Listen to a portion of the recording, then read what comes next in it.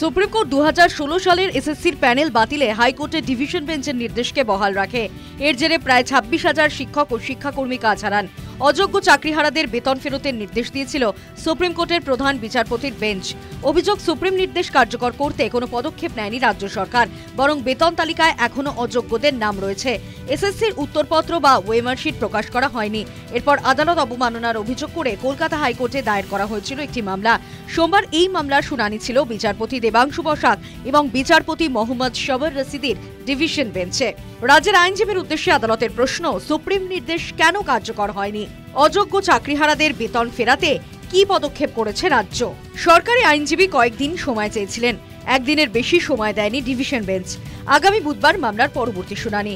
School service কমিশনের ওয়েবসাইটে ওয়েমার্কশিট আপলোডের যে নির্দেশ কলকাতা হাইকোর্ট দিয়েছিল তা পালন হয়েছে কিনা বা কি পদক্ষেপ নিয়েছে এসএসসি, গোটা বিষয়টা জানাতে হবে ওই দিন।